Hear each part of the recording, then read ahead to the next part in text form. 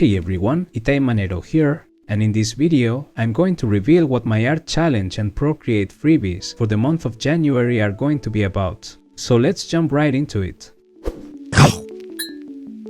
But first I want to say thank you to everyone who participated in last month's challenge. I had a blast seeing all your awesome submissions and the incredible and healthy sense of community you guys keep promoting by liking, sharing, and commenting on other artists' submissions. You can search by the hashtag Manero Challenge on Instagram and Twitter, but mostly on Instagram, to check out all the incredible artworks and give their creators some love. If you don't know what my challenge of the month is, basically I provide you with a free and exclusive Procreate brush every month, a color palette, and an art prompt. The challenge is to draw or paint something based on the prompt, using only the brush and the color palette provided. To join the fun, you can post your art on social media by using the hashtags Manero Brushes and Manero Challenge, and also make sure to tag me so I can see it. Feel free to include this image in your post as well. I will be sharing your awesome creations with my audience. You can find the link to download these freebies in the description below. The prompt for January is paint on a photo, and I want to thank Sharon Lovell or Crinkly Oldback on Instagram for giving me the idea for this month's challenge. So the idea is to grab any photo you like and populate it with fun characters by painting them on top.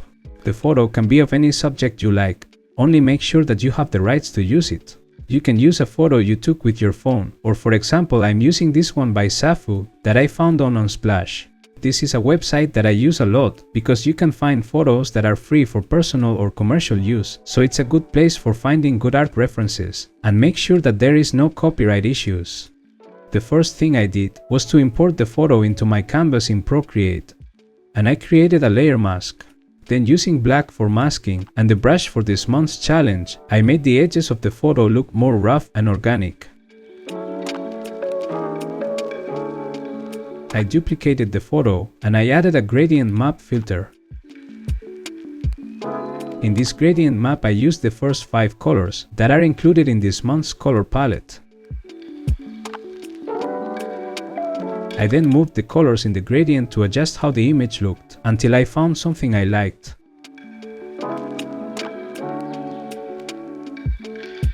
I then tried different layer modes to see how the new colors would affect the original photo below.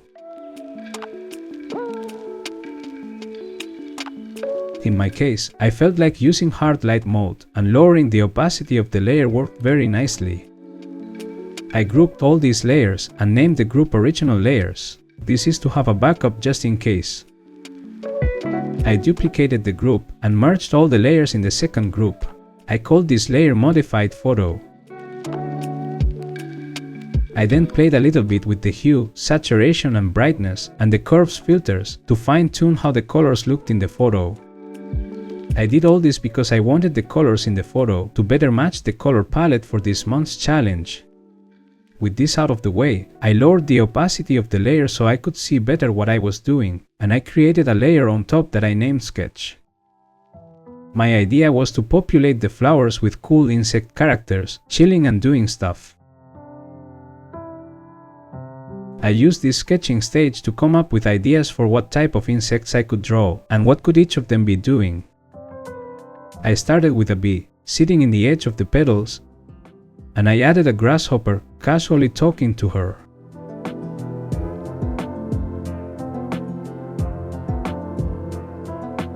I then drew some kind of mommy insect, mad at one of her children because he broke his brother's little car toy. I know it doesn't make any sense that her kids are little bees, and she doesn't appear to be any kind of bee. I actually don't know what kind of insect she is, but I didn't want to take things too seriously, I was just having fun. I also added a third kid bee, flying and messing around. Next I drew some kind of worm, chilling with his sunglasses and a drink.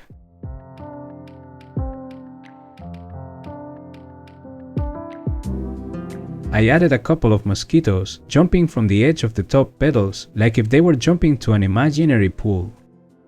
And last I added a ladybug, doing some climbing with a rope and a hook. Once I was happy with my sketch, I lowered the opacity of the layer and I created a new one where I would carefully ink the characters. When I do this, I take the opportunity to refine my drawing. I don't limit myself to trace my previous lines, but instead I use my sketch as a reference for where things need to be placed, and I try my best to improve my lines and do cleaner designs. Also, since this is digital, I'm not afraid of using the same brush with the eraser tool to make small adjustments and redraw parts whenever I need it.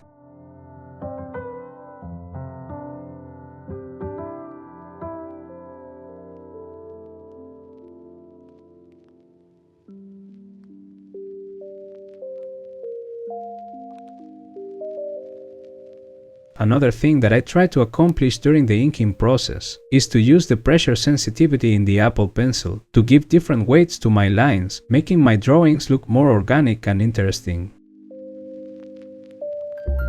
A good general rule is to play with thicker lines in the outlines of the characters, but then use a smaller size of the brush and less pressure when drawing the details inside the characters.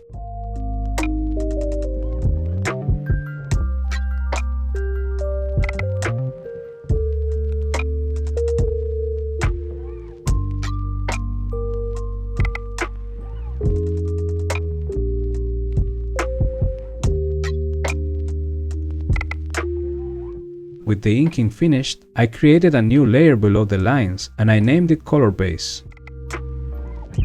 Then I selected the ink layer again and I used the selection tool in automatic mode to select the whole area outside the characters. For this to work properly, you need to make sure to close all the exterior lines in the characters, and also make sure to adjust the threshold of the selection by swiping left or right, without lifting the Apple Pencil from the screen.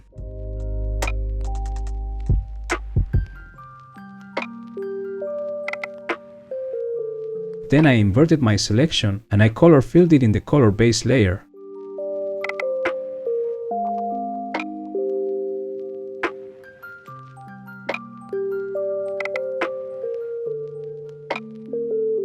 I then alpha locked the layer so that I could paint inside the colored areas only. This allowed me to paint the characters effortlessly without worrying to paint outside by mistake.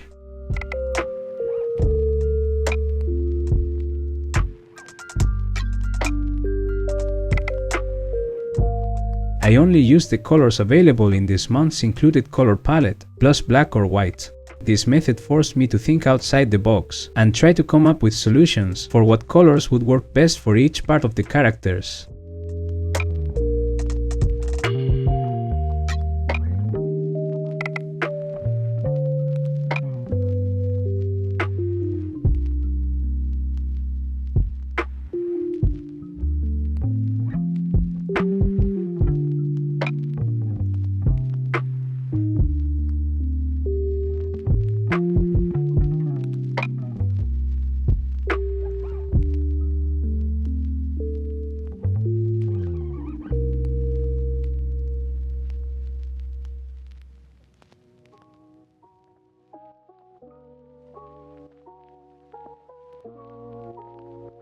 With the base of the characters colored, I created a new layer on top of the color base layer and I named it Shadows. I set this layer to multiply mode and I used magenta to paint a brush stroke so I could test what color would be best for my shadows.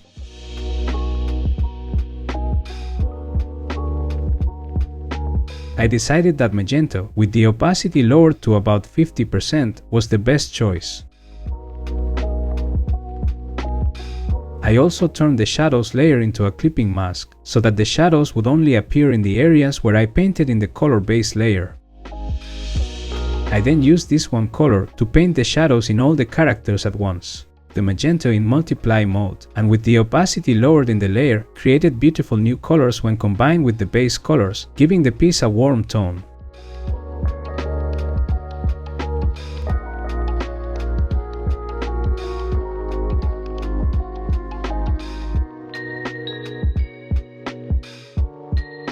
I then created another layer on top and I named it Highlights. I set this layer to add mode and lowered the opacity to about 50% as well. Then, using the light brown color in the palette, I painted a few highlights in the characters very sparingly.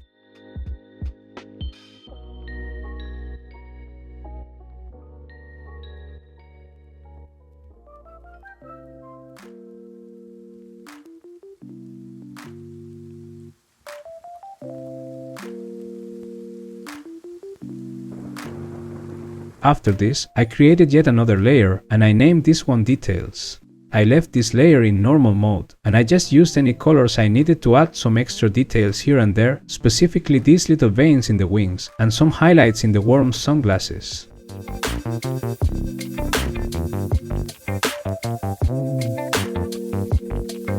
As a final touch, I added another layer right above the photo and I named it Shadows on Background. I set the layer to multiply mode and I lowered the opacity to about 50%.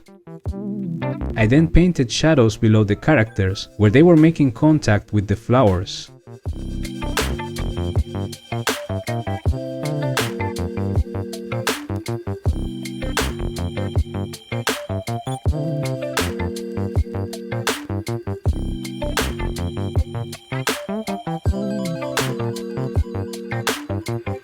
I also created yet another layer to add some extra details in the background to give more dynamism and movement to the piece.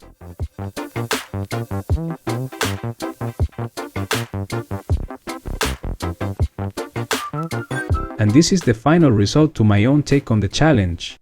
I really hope you liked this video and that you decide to join the fun. I can't wait to see what you guys will create this month. Of course, if you have any questions after watching this video, feel free to ask in the comments. Don't forget to subscribe for more art-related videos and give me a thumbs up. Also, make sure to check out my Gumroad page, where you will find the Challenge of the Month freebies and many other brush sets for Procreate that I have available. I'm sure something will suit your artistic needs. All the links are in the description below. Okay, thank you for watching. See you next time.